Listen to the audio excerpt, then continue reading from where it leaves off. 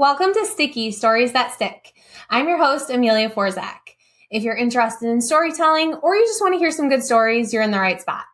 Today, I have a very interesting guest with us. But first, I just have to let you know that this episode is brought to you by Pithy Wordsmithery, a boutique firm founded by yours truly. I'm a New York Times bestselling ghostwriter, and I love helping people write and publish their books. My team and I have helped many authors turn their stories into bestsellers and their brands into thought leadership platforms. So if you've ever thought about writing a book, check us out online at pithywordsmithery.com. Today, I have Dr. Lycia Thornburg with me. Lycia is a board-certified dermatologist, an author, and the founder of Lycia Thornburg, MD Dermatology. With over 20 years of experience, she's passionate about helping patients feel confident through natural results. She also brings a strong voice to the industry around aesthetics the right way, with safety and ethics at the center.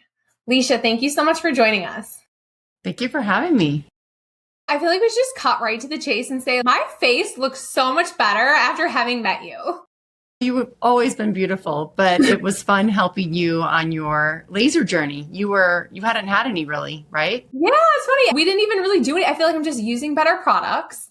I'm getting better Botox. And I've now had my face lasered a couple times, and it's made a huge difference.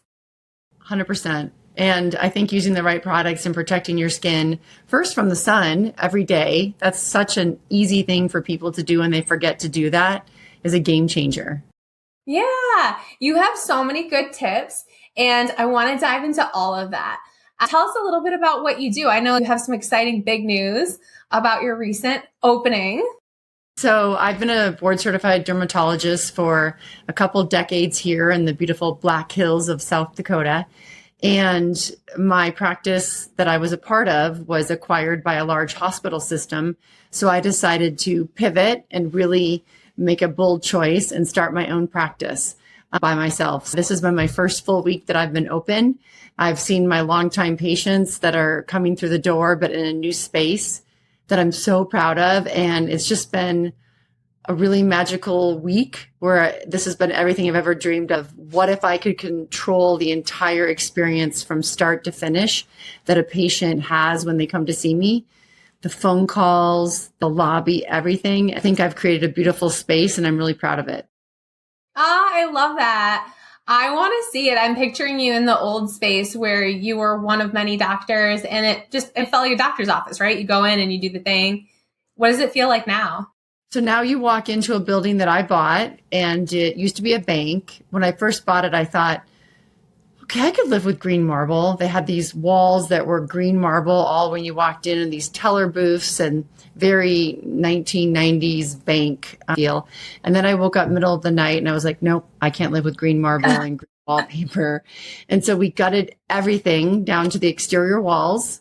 My husband is an engineer and he designed the whole space. The lobby is more of a living room concept. It has a fireplace. Off to your left, it has an 8-foot custom-made reception desk with quartz and copper and with patina. We handmade cabinets that are arched to highlight things that are special to me. There's a beautiful book on the bookshelves there that... Yeah, tell us about the book. So I wrote a book with the wonderful help of Pithy Wordsmithery, Amelia. And it was a great experience. 15 months we spent together. And I feel like when we were done, I missed you. Yeah, I know. It's so weird. We have such a close working relationship. And that's, okay, here's your baby.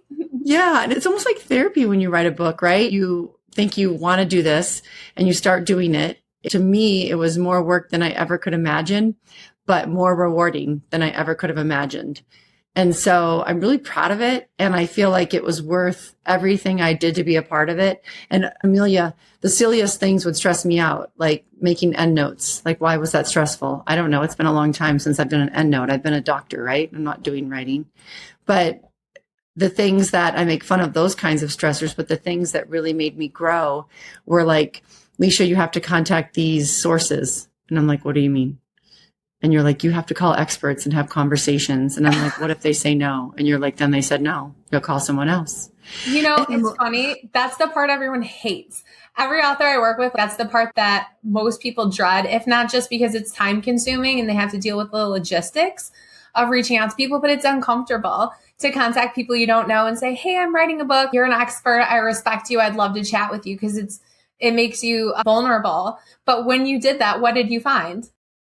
Okay, you were so right though, because I was so frightened. And the majority of the people are so generous with their time. And I found that most people want to help share their knowledge. Now I have a network of friends throughout the country that are experts in all different areas. One of them is trying to fly back for my grand opening next month, and he has a practice in Vegas. Yeah, I consider him a friend. We speak probably every other week now, Trevor Larson. And I remember during the interview, I thought, I want to have a practice like his. He feels so impassioned and is able to do it from start to finish how he envisioned. That's what I want. And then I spoke to a Georgetown professor who I thought, she'll never speak to me, Dr. Christopher. She's world renowned. And she spoke to me. And it was an hour of like best conversation I had about things in diversity and approach to ethical aesthetics that I'd never considered. And just on and on the stories go that made me grow as a person. And you can't quantify how much writing that book did to make me who I am today. It was amazing. I love that. I feel like you understood the assignment and you did it. Not everybody does it. Sometimes it gets put off and people don't end up with that many interviews in their book. But when you reach out to different sources, it helps you get better content, you learn more, and it deepens connections.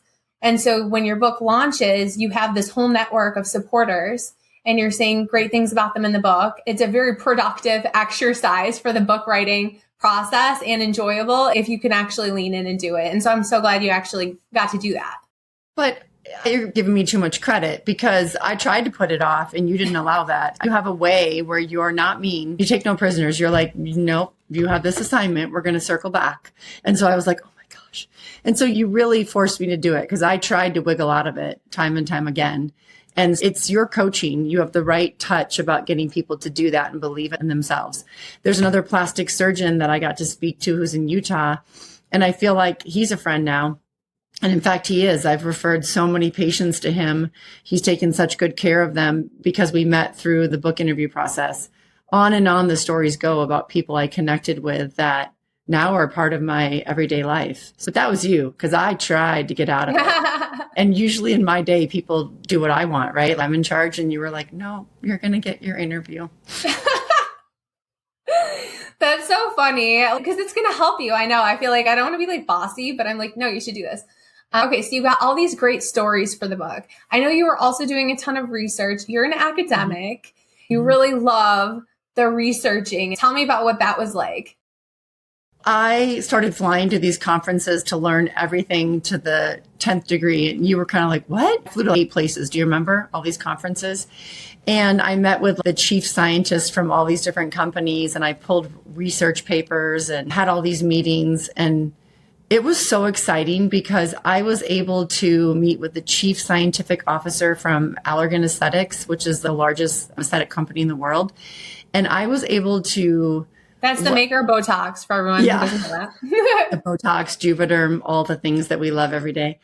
And I was able to read these studies about the science behind the products and really understand it, and then do my own literature searches and read about other competitors on the market and pluses and minuses of the science for these products, and really put that in the book of telling other people in the industry like I am, these are the things that you should thoughtfully be evaluating when you're choosing what to do for your patient, and really lay it out there. And I was able to add some of these charts and these assay studies that took me 6 months of approvals from really high up the corporation chain. It's pretty exciting. And now when I met with some people last night to go over the science side of it, and they were like, how do you know all this? And I'm like, from writing my book. This is so important because I think that before we started working together, I didn't even know that there was that much to Botox and other fillers. Fillers a little bit more complicated, but Botox, it just kind of seems like they're like, smile, and then they figure out where the wrinkles are and they put it there, right? But that's actually how you can get your Botox a little bit messed up. I had one eyebrow that was starting to get higher than the other one, which I was like, what is happening here? And when we talked about it, you were saying they probably put it too close to the midline. It needs to be out a little bit more because I was getting Botox from a doctor. Not all Botox providers are doctors, but mine was my gynecologist. And we started talking about, is that the right person to do Botox? Maybe, maybe not though, right? Because it's almost as a patient, it's almost a crapshoot when you're trying to think of or figure out how much experience or knowledge your provider has, because the licensing and the certifications, it's not standardized, right? We talk about that so much in the book, and we really talk about the fact that it's really the most rapidly evolving specialty of medicine. We have that chapter called The Wild West, I think, and we talk about how it's just evolved so quickly and people aren't able to regulate the change that fast. And so patients, the onus is on them to do the research and find out who the best fit for them is as an injector. And we talked about ways to do that and what to look for and what was important. And I remember we would circle back and you're like, but wait, how do I find this where I live? And it's hard, right? It's hard to find who the best fit is. And we talked about before and afters on their website. It was really important to see their work. And there's just a lot that we dove into. Those chapters were really hard to understandable. So, as a patient, it's important to know that you should do your research. Not everyone has even close to the same knowledge or background. And so part of the book here was to inspire providers to go above and beyond, to continue their education and do the extra courses and share the new techniques that are new stuff's coming out every day. There's always new research. And then also help patients find the people that are going above and beyond. 100%. That's exactly the point of it. And we talked about how that a lot of times you think that just because they're in a certain specialty that they're going to be the best for you, but there's subspecialties of other types of medicine. There's really some people that have leaned into doing this and other people that haven't. And we talked about some of the people that I learned from were unexpected sources, right? That taught me some of the greatest pearls. And so I talk about that in the book, that it humbled me to realize that I learned from some people that I really gave some big shout outs to that were different backgrounds than I had. Yeah. So sometimes maybe it's not a doctor, maybe it's a nurse. Every state is different for licensing, right? So it could be a PA that has just done a ton of that kind of work and they're great at it. 100%. And I talked about it's very unkind to be unkind on social media at people when they're coming into this space, and that we need to work together as a community to share our knowledge and lift up each other. A rising tide rises all ships. And so that's the approach we should do. And that benefits our patients rather than not having that approach to this specialty. So that was really, remember, I was nervous about that part too, because I was like, oh, I'm telling everyone to play nice in the sandbox. How are they going to like that? But I think it needs to be said. I love that, right? I'm not in the healthcare industry, but you wouldn't want people looking down their noses at one another for like their level of experience or anything like that, because it isn't always tied. The expertise isn't always tied to degrees and whatever. I think it really is tied to the desire to learn and get better. I agree. Yes, 100%. And learning about the science, some of those people with different backgrounds know the science more than anyone. And we talk about knowing the products differently. I talked a lot about when I said Botox in the book, I was specifically talking about Botox, and it's a brand, just like Kleenex is a type of tissue. And so we were really intentional about that because there's big differences of the different major 5 botulinum toxins that are approved in the United States. And that Botox, one of the reasons I respect them is they make their own product from start to finish. And they're the only one on the market that does that. They don't outsource any step of it. And just like a fine champagne, they keep a portion of their lot back in storage to find out if there's ever a problem. They have a way to go back and study that. They are really thoughtful about it. And that to me was important to talk about because that's going above and beyond what's required. And so there's different examples like that amongst all these different products that really I tracked down, and I went to meetings and found out and made sure I shared, because it's hard to find all that stuff out. It is. It's also tricky to know what to believe online because so much of the information, the people have a stake in it, right? They're like, buy this product, it's great. And so as a consumer, it's like, should I be using snail mucin? What should I spend $200 on this? Like, how do I know? And so I think like for products, it's especially confusing. So we had a whole chapter on that. Tell me a little bit about products. I'm so glad you brought this up. So many patients will put something in that Yucca app, or they will talk about a cosmeceutical, and not everything is equal. I want to look at something that's been studied to a pharmaceutical level. Does it have a 12-week study? Does it show a before and after biopsy? Did you have a control group of people? And so many times when I've talked to representatives from different companies, I said, is that after picture a different channel of light than the before picture? Because you can really manipulate the outcomes if you change the channel of light with our different cameras. Yeah. And so I asked that question in the last 6 months to a company, and they said, oh, it's an AI generation of what we think it would look like with the ingredients. Oh my God. That feels illegal to me. I don't know. Is that misleading? It Not is, regulated. Right? It's not regulated. So if your company is choosing to make something to a pharmaceutical level, that's a voluntary thing they're doing. And so that's why I always went back to the growth factors from SkinMedica. They tested their product to a pharmaceutical level, and they published in the Journal of Drugs and Dermatology like it's a prescription. And so there's my favorites that I die on the hill for, right? TNS A+ from SkinMedica, because of their science. And of course, I had some drugstore brands that I like and different things. La Roche-Posay is a great brand, L'Oreal. But I have my medical grade skincare that I will fight about, that does the science. And I think that we need to have a really loud voice about that, because the rest of it is just advertising. It's so funny because I'm explaining that to my 8-year-old when she'll see an ad. She's like, why is it? And I'm like, it's marketing. And now she's starting to be like, oh, I think that's just marketing. No, it is. Really? She's so smart. Yes, looking at the studies, seeing if things are actually proven to work. So the SkinMedica product is amazing, and it's expensive, but it's worth it. And I think my takeaway from working on the book was like, either drop the money for the really good thing or just buy the drugstore brand. Because if you're buying a medical grade, but you don't have a study with it to know that it truly works, there's that differential in price that really I can't justify with science. So I was talking to a patient about 2 days ago, and I said, this is why I like this hyaluronic acid product, but if that's too expensive, then I just want you to do this drugstore one. The reason I like the one I like is it has a different ingredient in it that it's a medicine that turns on your body's own production of moisture. And to me, that's worth the price. But if that's going to be something that's too much to ask, let's do the drugstore one. What's the brand that you recommend?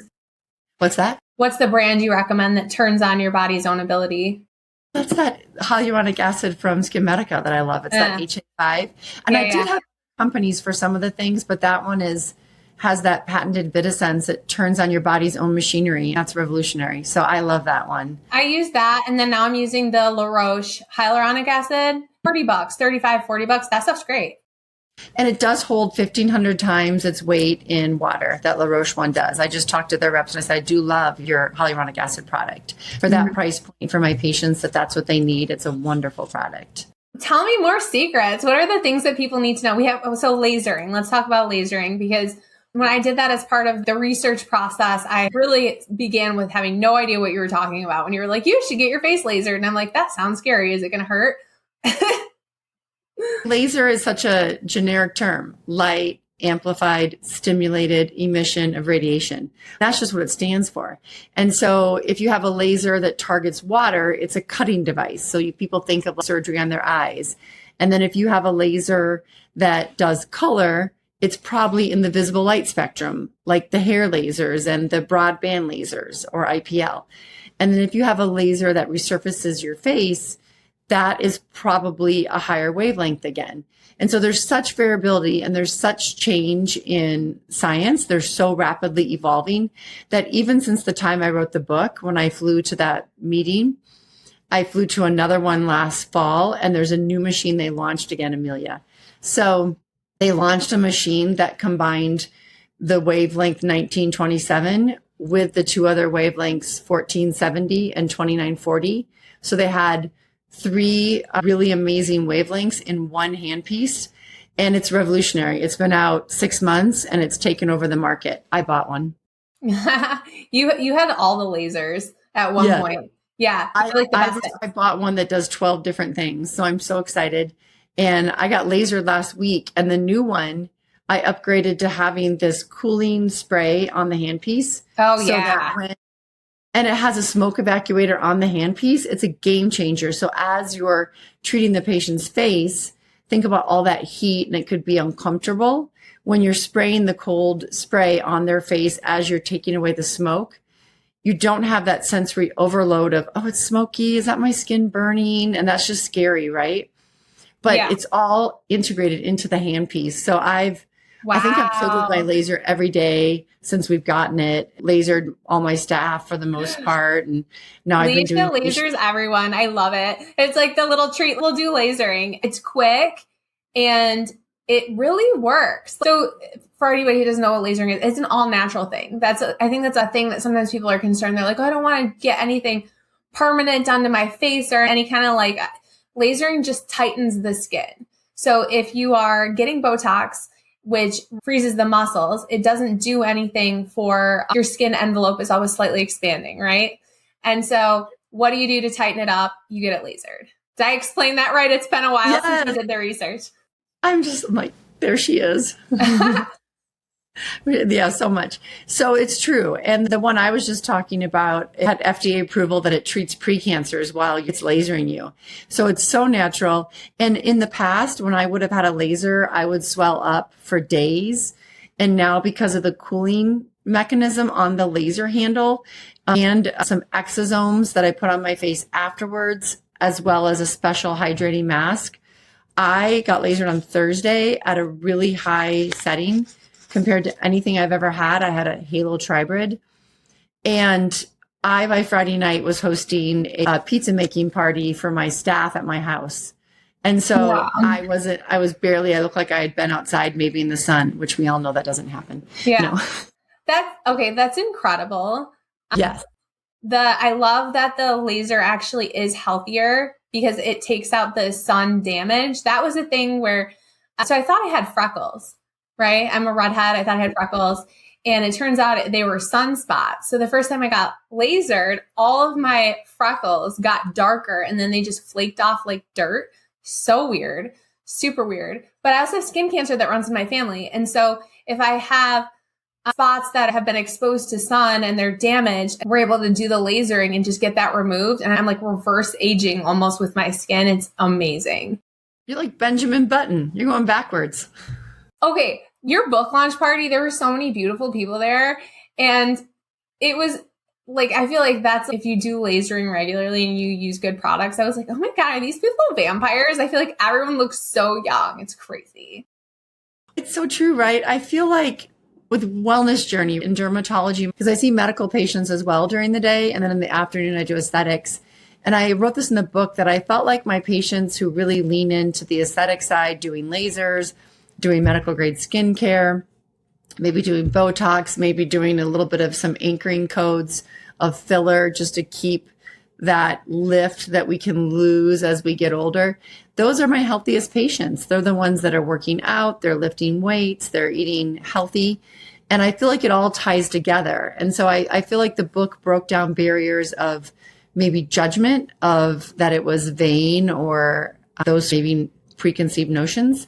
But yeah, the benefits are there's a lot of beautiful people in my life. There really are surrounded by beautiful people. Aww. Inside and out, inside and out. Yeah.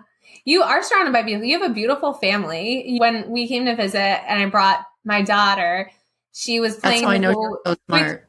With your 3 girls, you have the best girls, and one of them is like tennis champion. They've all played tennis, and the youngest one took all the lessons from the older sisters and became a 4-time state champ because she learned all the little tricks. But they all have been great tennis players. And the oldest one is starting medical school in August. That's amazing. Yes. And the middle one has been living in Barcelona last semester, studying abroad. She just got home last week. What a dream. I know. I said I should come back as one of my kids. How fun.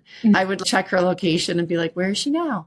And they did it on a dime. They stayed at these rentals, VRBO, and a bunch of kids all together. They really got to see a lot of the surrounding countries and really immersed in the culture and really experience speaking the language. And they didn't travel fancy. She was on a fishing ferry one time and she was FaceTiming me and I was like, it's so dirty. And she's like, you said not to spend money. I'm like, okay, I did say that.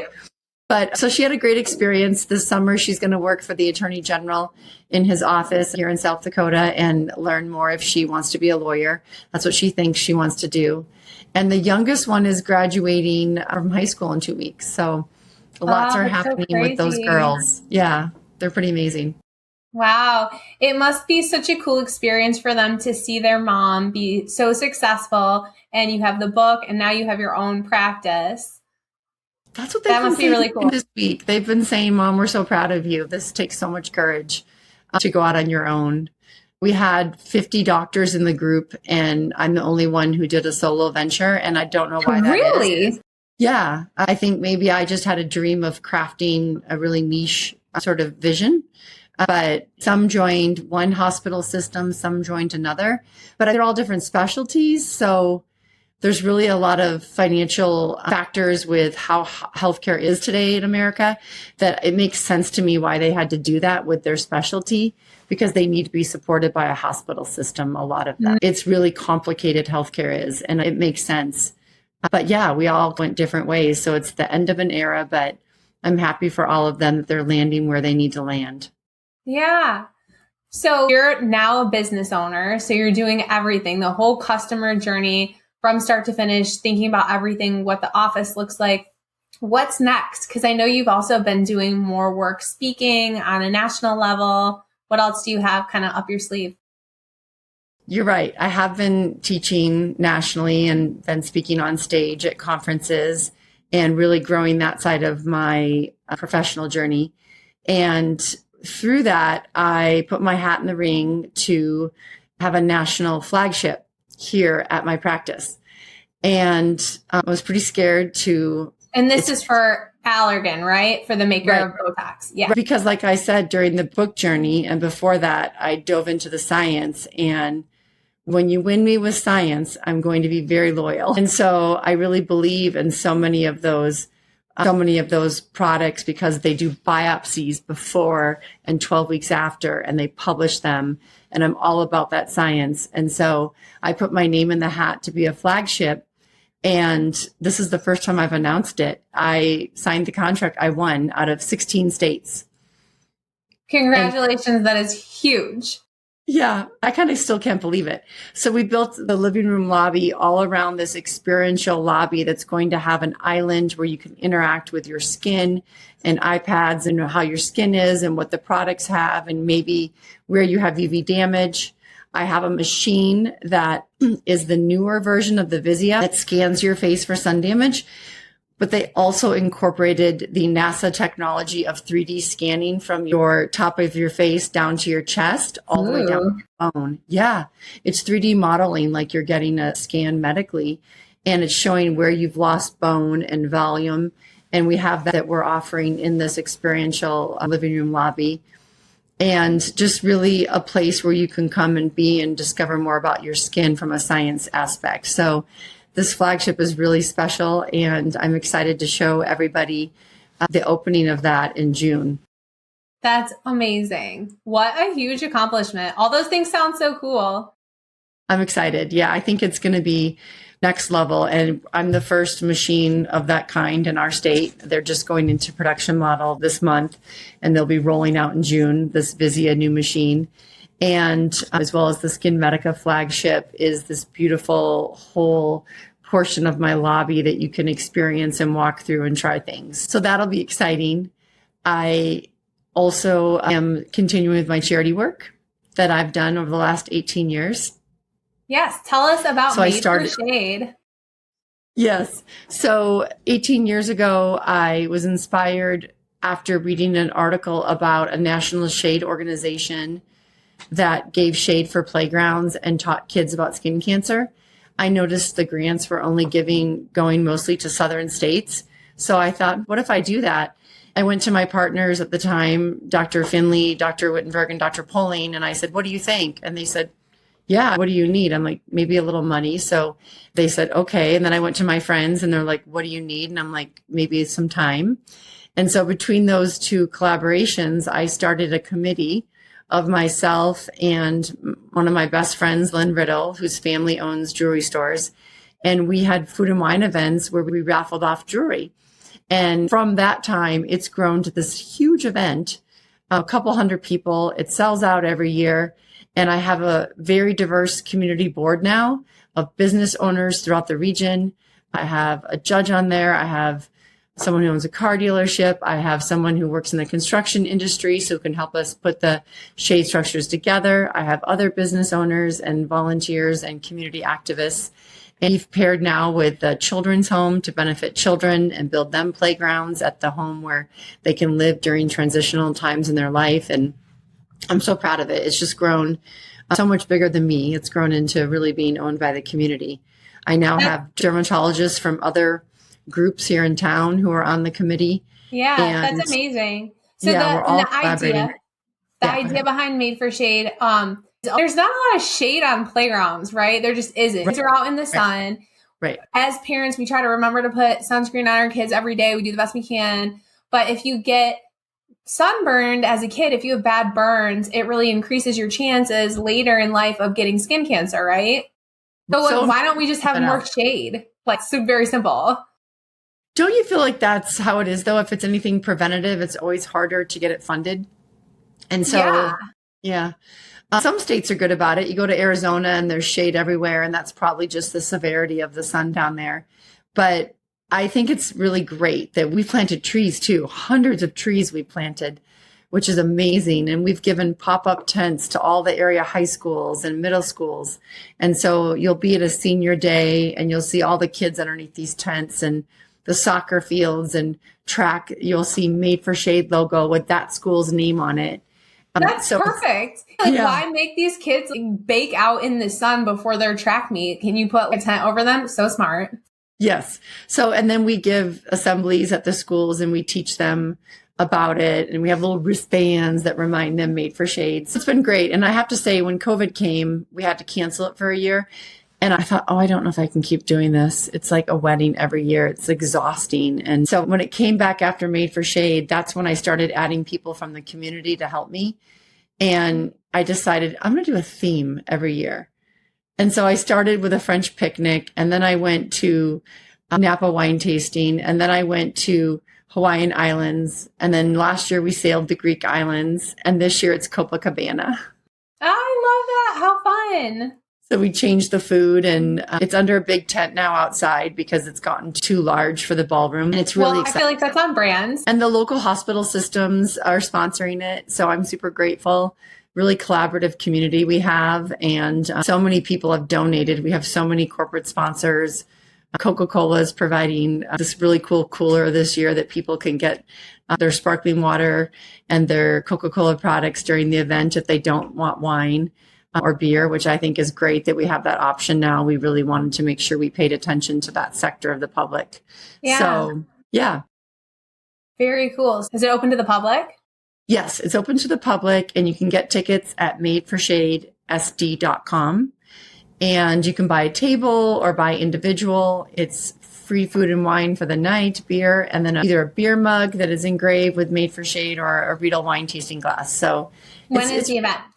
June 11th. So it's coming right up. Perfect. So you have that. You have the opening of your new practice, which I would say is worth the trip. If you live in the area, definitely go there.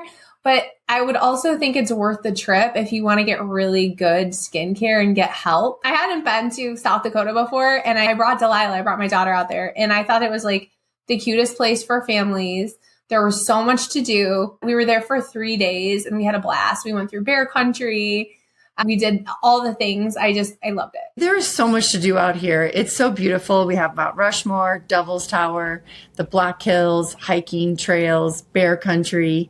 It's amazing. And I'm glad you liked it because I was worried what you would think because you live in a city that I love. And I grew up near to the city you live in. And so I thought, I wonder what she'll think.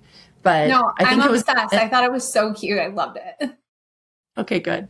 And I think your daughter loved the pool the best, don't you think? She still talks about it. Yeah. It was really fun. It was great. And I think you had to see the lasers to understand it because I think until you know what it's like, you just think, I don't want to get lasered.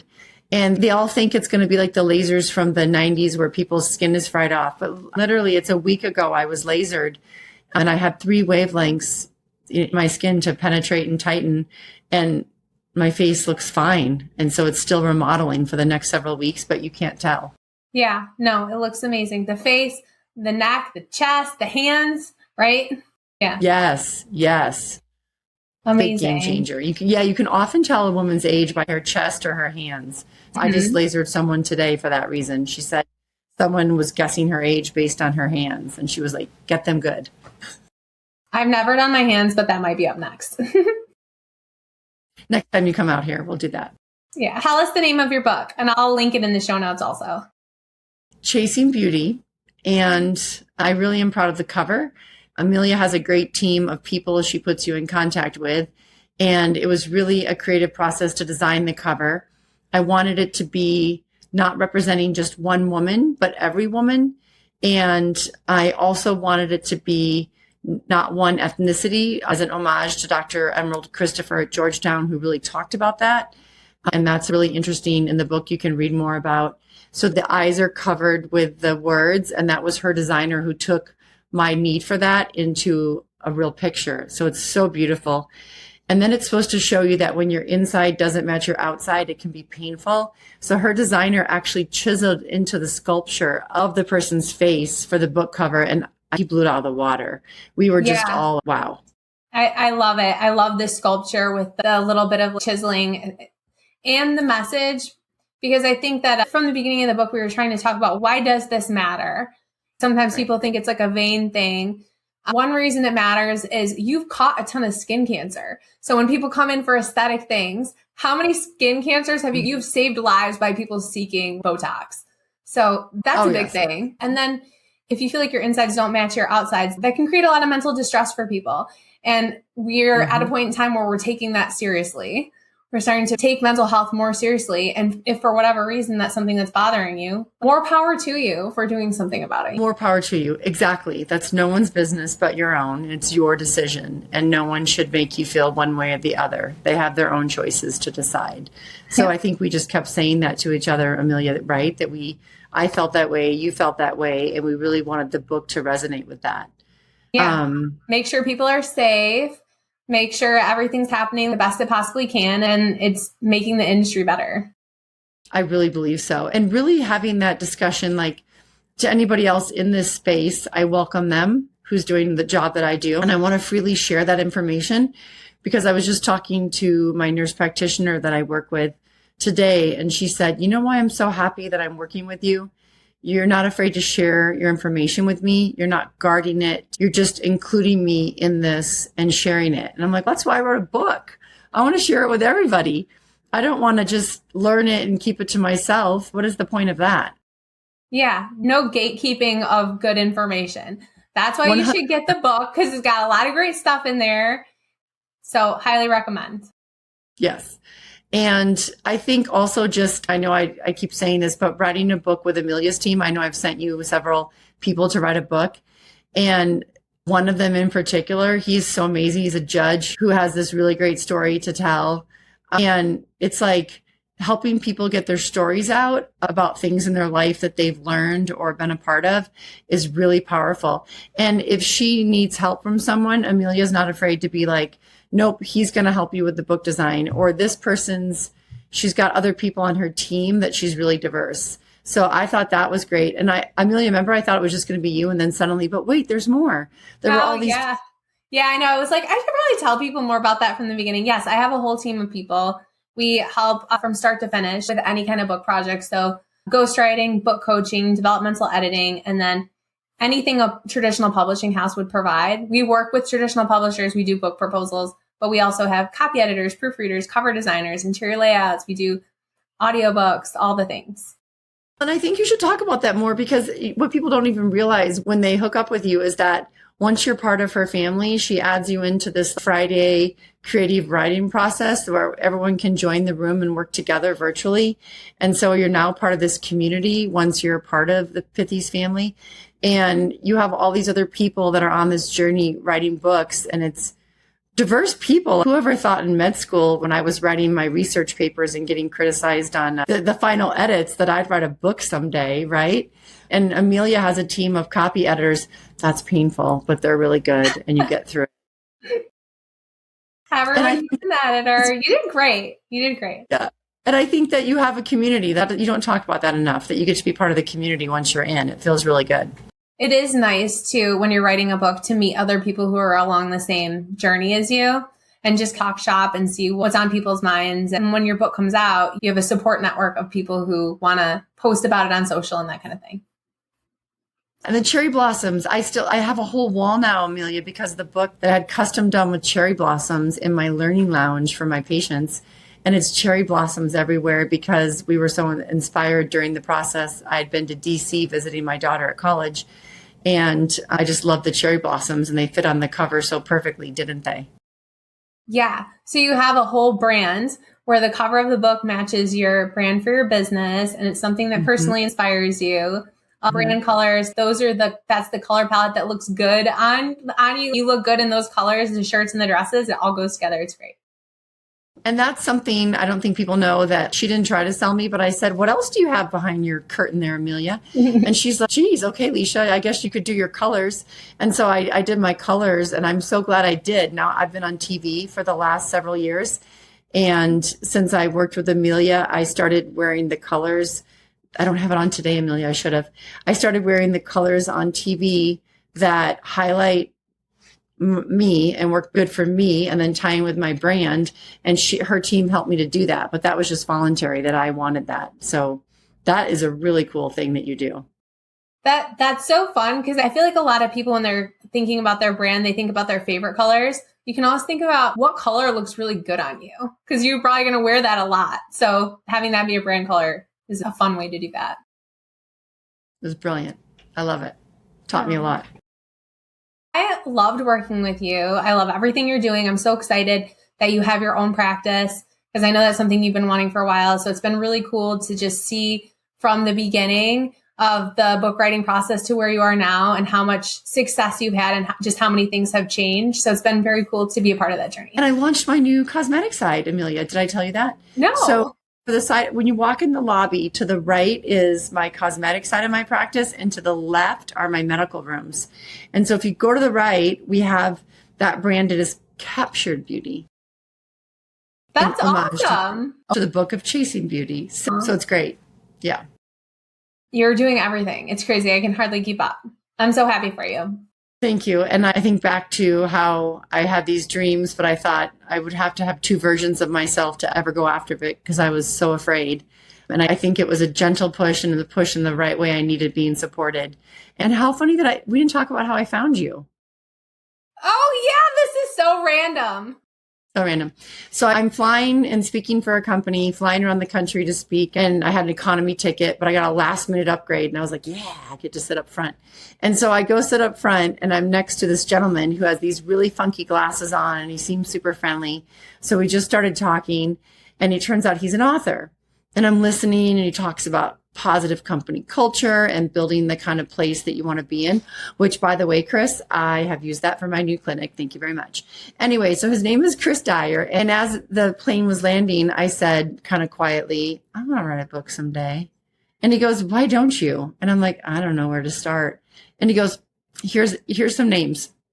So I called the first one, and because they were in order, just based on in the email, like he was typing. And the first one was like, in California, and we just work with California people and that sort of thing. And then I called Amelia, and I didn't hear back right away. And I thought, oh, she doesn't even want to call me back. Turns out she was with Delilah on vacation. So it was like a week later. And she was like, sorry for the delay. I was with my daughter. I try to be present when I'm with her. And I'm like, okay, I already like her. And so then set up a call to see if we were a fit a couple of weeks later. And I was on family vacation with my family, and I told them, be quiet. I have to seem normal when I talk to this woman. And so we get on the phone, and we talked for an hour, and I was like, I love her. I want to write a book with her. And so we started the first 10 weeks of doing the outline. She said, don't sign up for any more than that. Just do that first, see how it sits with you, and if you want to do more, which I have to tell you is completely ethical and wonderful of you, because you just wanted me to take it slow and make sure that I was doing it for the right reasons. So then 10 weeks in, I'm like, what's next? And so then this was 15 months of this process, all because I got a free upgrade at the last minute. I can't believe it. It was like it was meant to be. It's so funny how sometimes life just puts you in the position for the thing that was meant to come to you. I meet so many people who say that they feel like they met me for a reason.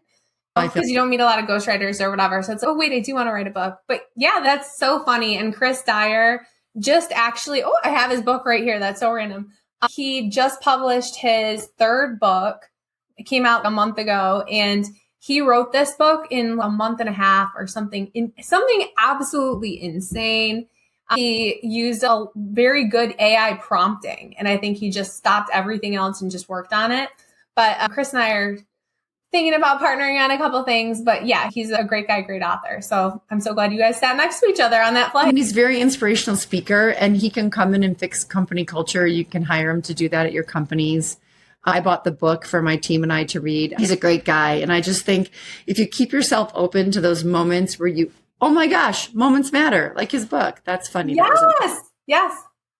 Moments that matter. Yeah. If you keep yourself open to those moments, imagine if neither of us had chosen to be polite to each other and speak. And I don't always speak on the airplane. It was just perfect. I love that story.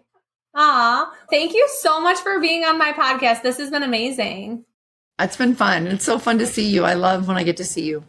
Tell everyone listening, where can they go to learn more about you and stay connected? So I'm active on all the channels. On Instagram, it's Lycia Thornburg, MD. And I'm on TikTok, and I have a link tree from there. You can find me. And then you also can find me on my website. And I think we're going to include all of that on the podcast here.